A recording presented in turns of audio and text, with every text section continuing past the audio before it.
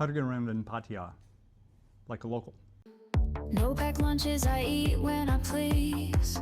My schedule's open, I set it with ease. Independent and fiercely free. The empty nest, it's where I wanna be. Between meals, I find my fun. Dancing wild when the day's begun. Living loud on my own beat. Every day's an adventure on repeat. Here in Pattaya, there is no public transportation, so it's like they call it the Baht bus, where it's 10 baht and you get on a Songthaew. Songthaew. That's it. Yes.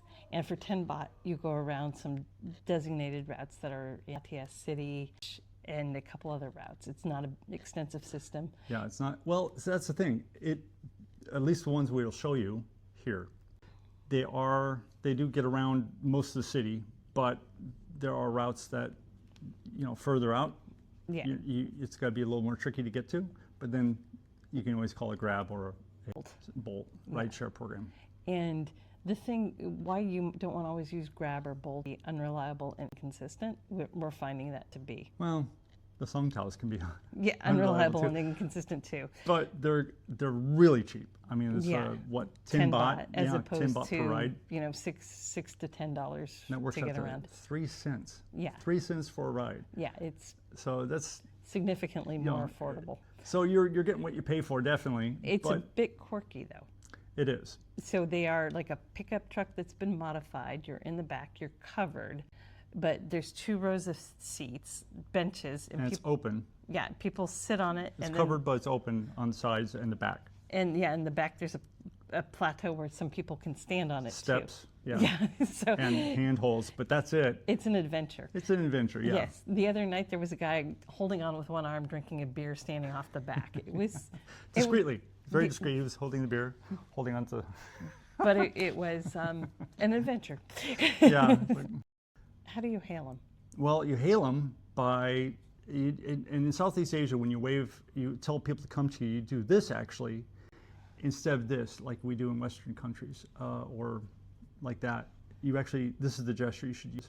And a lot of the Baht buses or Songthaews they'll see you, and if you're looking right at the driver, they might honk at you, which is actually interesting because they're saying, get on. Yeah, they're saying, yeah, you want to ride? Yeah, yeah. And you won't actually hear a lot of honking in Thailand, which is great. Yeah. They don't honk, except for, occasionally, it's much more rare.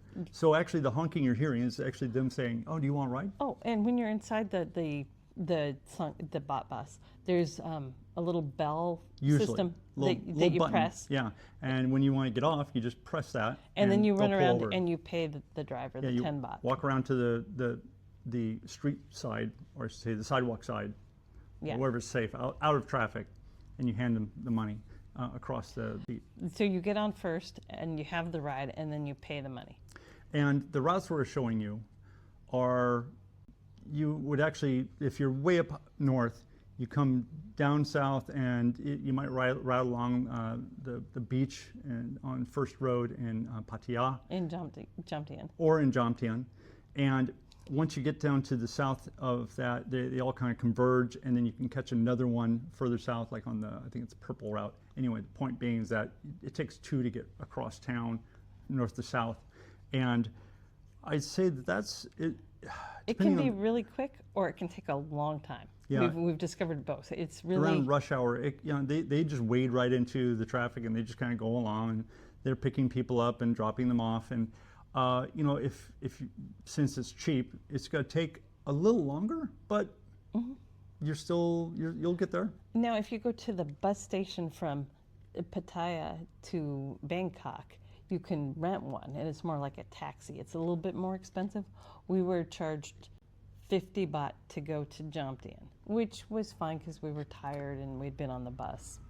And you can catch one of the Songthaews, I gotta say it right, from the bus station all the way south to where they'll drop you off near Walking Street, and then you can catch another one from there down to Jomtien Beach. And that's probably one of the longer treks. You can also just hire them directly, just say, hey, I'll pay 200 baht. So that kind of takes care of the fee for Or they load up the whole Songkran with they have you wait at the bus station and other people get on, and then the price gets a little cheaper. Yeah, yeah, it's a negotiation, and I think you have just as long as you're aware that they will initially just say 200 baht. What they're doing is they're trying to play taxi and just drive you directly to wherever you're going, which is fine. But if you're going right to where they're on the route, and you just catch the right Songthaew, Yeah. You're spending 10 baht per person. Yeah. So that's what we want to say. But then also another way to get around as a local is to get a scooter, rent a scooter. And we took the Songthaews around quite a bit, but we realized that where there's places we want to go that are more immediate, and so what we said, I'll just rent a bike, and we did, and it's quite affordable. It can be anywhere from 1,000 baht a week, roughly. It can be something like $3 to $6 a day. It can even be cheaper if you rent for a longer time. And I would say that the only thing that we should probably point out is that depending on where you rent them, the helmets aren't going to be that great. They're going to be adventurous also. Yeah, adventurous, yeah.